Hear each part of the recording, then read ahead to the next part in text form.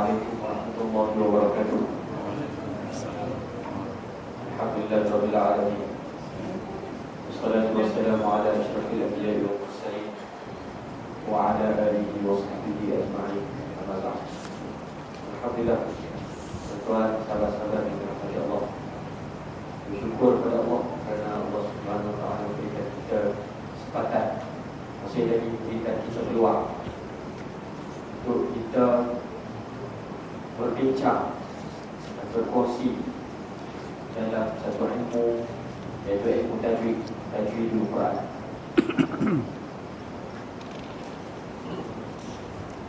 Alhamdulillah, tuan sahabat-sahabat sekalian, kita dah bincang tentang yang terakhir, pertemuan yang terakhir kita, iaitu kita bincang tentang ikhfa, nun mati dan tanwin, berjumpa dengan huruf ikhfa yang 15. Dan kita pun telah berkongsi dan berbincang cara-cara sebutan dan bunyi. Alhamdulillah, pada malam ini kita akan berkongsi bincang satu bab yang baru, iaitu tokoh nun dan mim yang bertanda satu ataupun yang bertasydid. Maknanya tuan-tuan, di dalam Al-Quran, dalam dua huruf ini, dia akan di dalam Al-Quran dia akan ada macam ni. Nun, mim, dia ada satu. Inilah kita akan bincang hukum. Sebelum ni kita tengok dalam Quran kan, hukum apa kita dah tahu. Malam ni kita bincang macam mana cara sebutan dia, bunyi dengung dia ubah harakat.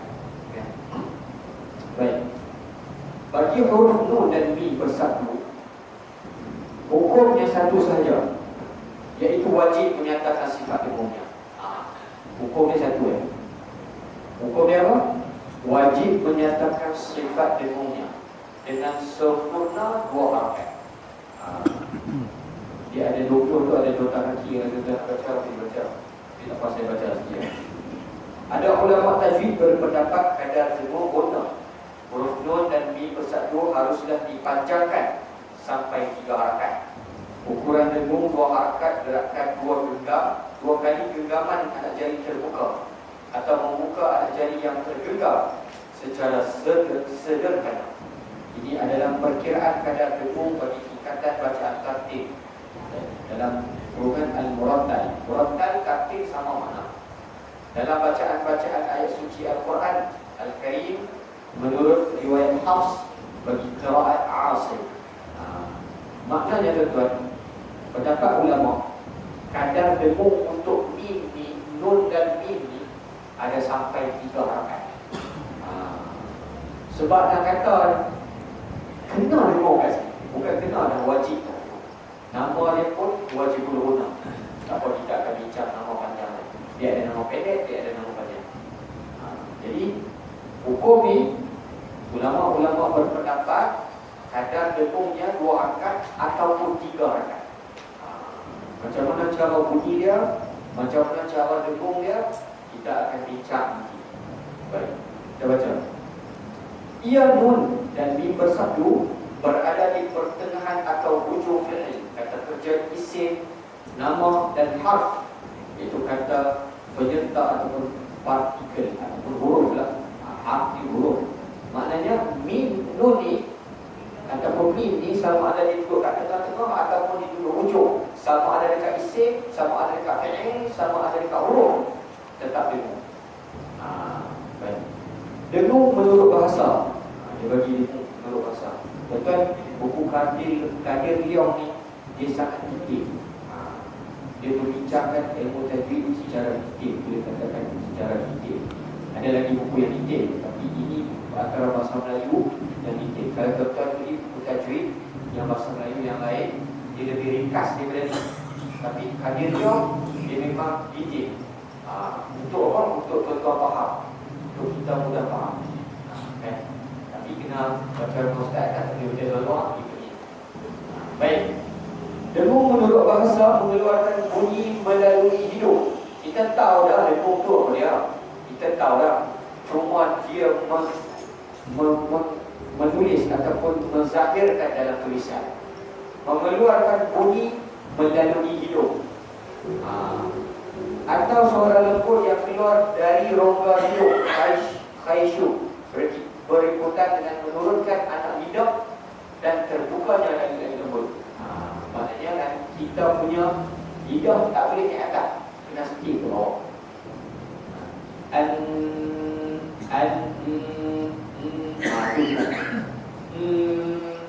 Maknanya suara keluar ke hidung. Kalau orang tu ketat hidung, dia tak boleh buat dengung. Kalau orang tu semua, dia tak boleh buat dengung. Sebab dengung ni keluar ke hidung. Mudahnya dia tu. Kalau dia semua, hidung dia tersumbat, dia tak boleh buat dengung yang sempurna. Sebab dengung ni angin keluar, udara keluar melalui hidung. Baik. Menurut istilah ilmu tajwid, suara lembut dan sedap yang hanya berada pada huruf nun dan mim. Suara sedap, suara dengung pula. Kita pun kadang-kadang bahasa Melayu, nyanyi bahasa Melayu pun dia ada dengung, kan? Macam-macam lagu orang putih buat ada dengung dia, kan? Jadi bahasa Arab pun begitu. Tapi dengung sana dengan dengung sini berbeza. Baik. Sana tak wajib dengung, sini wajib dengung. Itu beza. Baik. Bahawa huruf nun dan mim adalah huruf yang bersifat dengung. Kita tahu, kita belajar sebelum ni, makhraj nun dan mim ni dengung. Kan? Makhraj nun dan mim ni dia dengung. Apabila terdapat tanda satu di atasnya, maka ia wajib didengungkan. Maka ia wajib didengungkan dengan sempurna dua harakat. Sama ada bacaan yang disambung ataupun berhenti padanya. Maknanya kita nak berhenti dekat nun tu, ataupun kita nak sambung dekat nun tu, ataupun kita nak berhenti kat mim tu, ataupun kita nak sambung kat mim tu, tetap dengung. Dia lain pada hukum ikhfa, dia lain pada hukum idgham. Nanti kita akan masuk, saya akan ambil contoh. Kita baca dulu. Cuma dengungnya lebih sempurna dan kemas daripada dengung idgham. Sebab apa? Sebab mim, nun dan mim ni dia lebih sempurna daripada idgham. Sebab nun dan mim ni memang makhraj dia hidung. Memang makhraj dia, di antara makhrajnya hidung. Dikatakan lebih sempurna. Dengan dengung ikhfa lebih sempurna daripada dengung izhar. Yalah, dengung izhar dia tak banyak. Sebab izhar dia tak dengung. Dia tak dengung. Dia cuma menyatakan huruf nun tu. Contohnya nun mati jumpa alif, jumpa ain, an. Dia tak baca an-am. Sebab apa tu? Hukum izhar. Dia ada dengung. Dengung kat mana? Dengung kat sifat makhraj huruf nun. Tapi tidak berlarutan dia punya dengung seperti ikhfa. Itulah dia punya gambaran. Dan dengung sukun izhar lebih sempurna daripada dengung berbaris. Ma, na. Sebab kalau nun berbaris, izhar lebih sempurna. Sebab izhar nun tu dia mati. Itu contoh dia lah. Demikianlah 5 peringkat tertib kesempurnaan dengung pada huruf nun dan mim. Itu tertib dia. Baik. Atau arti kata lain, bahawa keadaan dengung yang sempurna dua harakat adalah ketika membacanya bersabdu idgham dan ikhfa, dan dengung dengan sedia ada tidak lebih pada satu harakat pada ketika bacaannya sukun izhar dan berbaris. Maknanya tuan, apabila ketika bacaan sabdu idgham dan ikhfa, dengung dia sedia ada tidak melebihi satu harakat. Bahawa keadaan dengung yang sempurna dua harakat adalah ketika bacaan bersabdu. Maknanya dua harakat ni yang bersabdu idgham dan ikhfa. Dan dengung yang tidak lebih pada satu harakat ni ketika nun mati ataupun berbaris. An, na, ma, tak boleh lebih dia daripada Dua harakat. Contoh dia kalau lebih macam mana? An'amta. Contoh. An'amta. Itu izhar. Izhar dia kata tak boleh lebih daripada satu harakat. Kalau berbaris, ma, na, tak boleh. Ma, na, tak boleh. Walaupun itu maksud dia ketika berbaris. Boleh tak? Terus, makna dengung lebih sempurna dan kemas. Sifat dengungnya disempurnakan dengan dua harakat. Sama ada bacaannya disambung atau berhenti padanya, kita dah bincang. Dan makhrajnya tetap tidak berpindah atau berubah.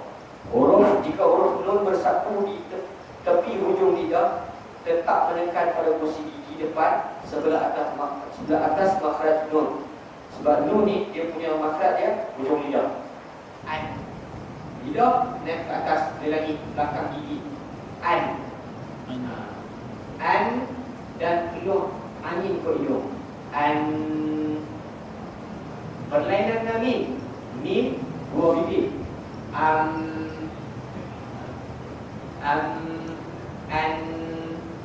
Nun bibir tak tutup, bibir terbuka. Lidah naik ke atas. Kan? Itu dah tahu dah tu. Baik. Jika huruf mim bersatu, dua bibir tutup rapat, tetap dirapatkan makhraj mim, sebab makhraj mim dua bibir. Dan sifat dengungnya disempurnakan dua harakat dengan dua harakat sama ada ketika bacaan berhenti padanya atau bersambung. Sedangkan dengung idgham, sifat dengungnya disempurnakan dengan dua harakat kerana berlaku idgham dua kalimah dan bacaannya bersambung. Buka surah sebelah.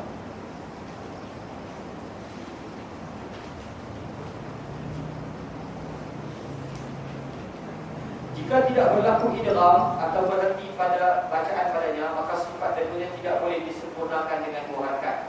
Demikian juga pada bacaan ikhfa dan ikhlas.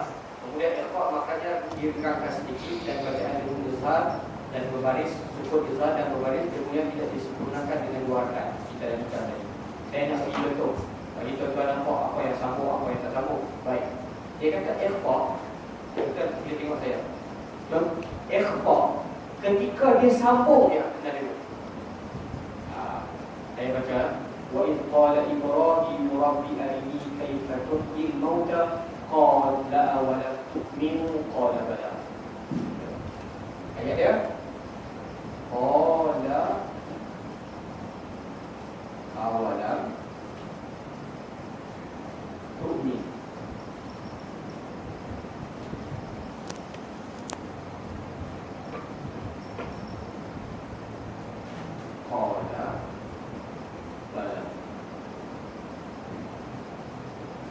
Ini dalam surah Al-Baqarah juzuk yang 3. Qala awalam tu'min.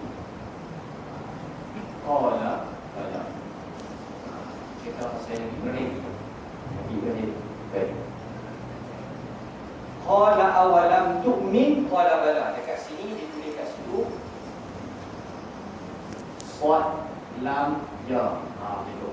Ataupun qaf lam ya ke dibubuh kat sini huruf lam alif ke apa kan, tapi ditulis jadi lah lebih kurang dalam Quran. Sebab yang ini dia mengikut negara cetak. Kalau Quran Saudi kadang-kadang tak ada Quran ni, kadang-kadang Quran Malaysia ada, kadang-kadang Quran Suria ada. Tak ada. Sebab wakaf bijak ni dia ijtihad. Ijtihad ni ulama yang memudahkan, sebab kita nampak tak banyak. Melainkan kalau berhenti hak bulat, ujung sekali hak bulat tu, itu wakaf Nabi, itu wakaf Nabi. Jadi tuan-tuan, katakan Nabi baca surah Baqarah ayat satu ayat pasal 68, tak ada dia. Ada dia. Jadi kita nak bincang pasal yang ini, tuan. Dia kata ikhfa, tuan. Ikhfa ni kalau dia sambung ya kita kena dengung. Kalau dia berhenti kita tak boleh dengung. Walaupun dihukum dia dengung, kita nak berhenti kat sini. Qala awalam tu'min. Kita tak boleh baca qala awalam tu'min. Tak boleh. Sebab dia nun lagi, dia tak ada tasydid. Kalau sambung baru dengung. Qala awalam tu'min qala bala. Itu maksud dia. dengan mim nun ni. Nun yang ada ni. Nun yang ada ni tuan-tuan, sahabat-sahabat. Mim yang ada ni tuan-tuan, sahabat-sahabat. Dia berhenti ke sambung ke wajib dengung. Ya. Dia berhenti ke dia sambung ke wajib dengung.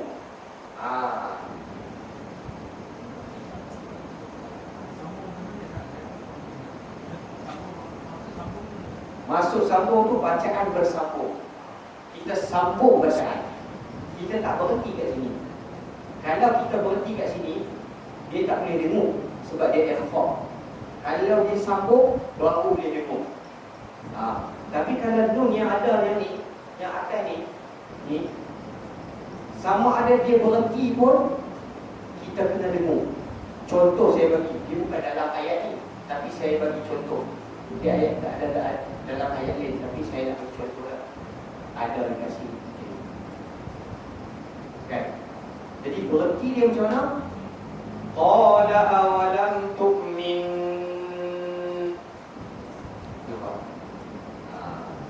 Kalau tak ada ni, dia cuma tanda mati saja, kan? Tapi dia tak ada tanda mati tu kan? Sebab dia ikhfa, tak ishar.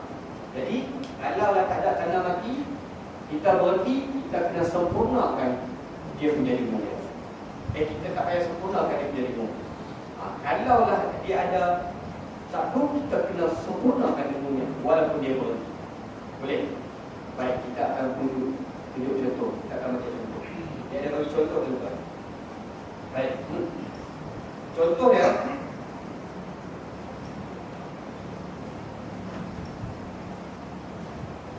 bawah tu contoh dia.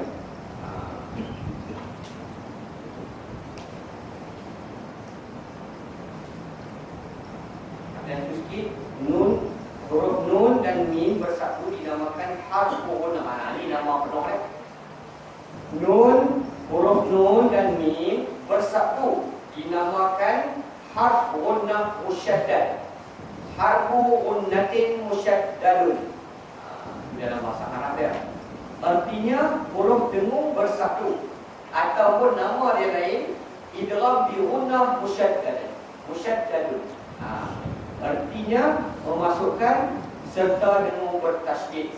Dan ada lagi satu nama dia, wajibul gunnah. Itu litik nun tadi lah. Nama dia wajibul gunnah. Maksud dia wajib dengung. Nama dia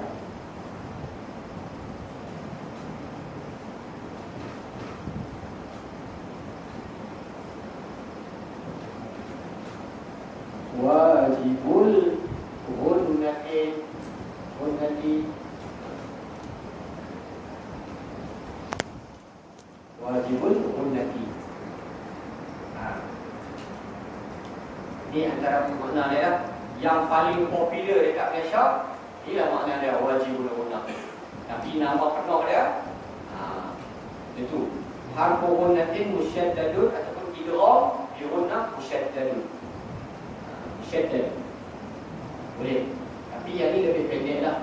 Senang kita nak ingat. Wajibul gunnah kita tahu dua lah. Nun dengan mim, dua ada kena satu.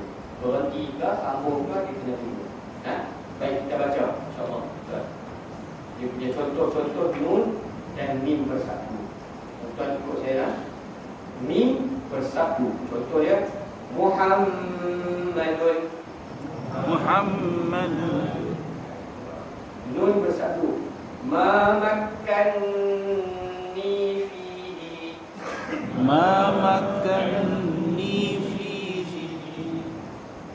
Mim bersatu. Wasammu. Nun bersatu. Wala umanniyannahum.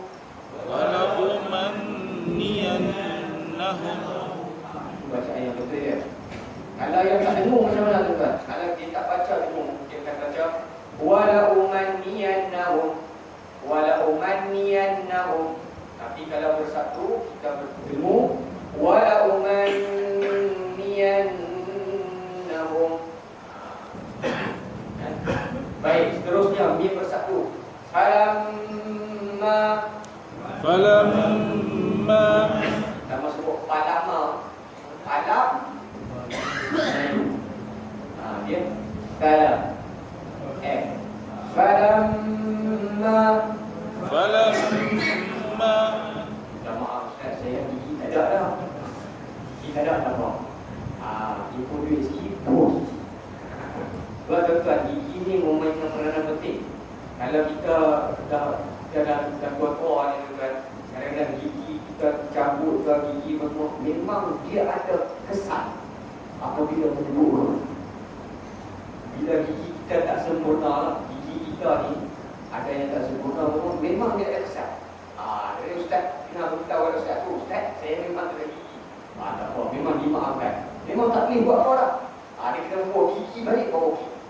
Sebab gigi ni dia memang ada permainan, dia punya ada fungsi dia. Allah Ta'ala jadikan dia memang ada fungsi dia lah. Selain daripada kita makan-makan ni. Baik. Perkataan mim tadi, falama dan summa kan. Summa tu kita tak berhenti kat situ. Contohnya, summa awrathna al-kitab alladhina astafaina. Kan? Kat summa kita berhenti kat summa tu, kita kena baca berhenti dia. Berhenti dia tak boleh berhenti tak boleh. Dia ada ayat Quran, kalau tuan boleh buka Quran, tuan boleh ambil Quran. Tuan ada huruf dia ambil Quran. Ada Quran. Buka dia buka surat Muhammad. Ada cari perkataan semua.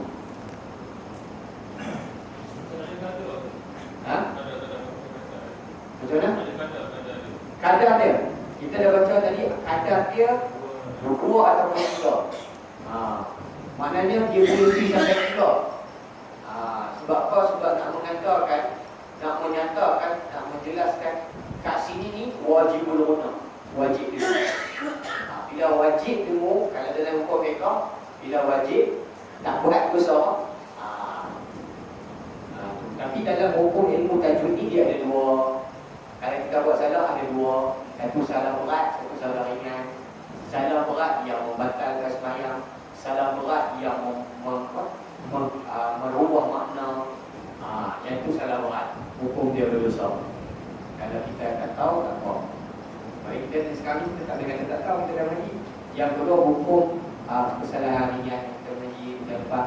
Maknanya kita buat salah tu tak berdosa, tetapi mencacatkan kita punya bacaan. Kalau kita masuk ke tak ingat, kita tak boleh jadi Tuhan. Kita dapat nombor 2. Sebab apa? Sebab kat situ kita tak ilmu. Itu saja. Ada jumpa tuan?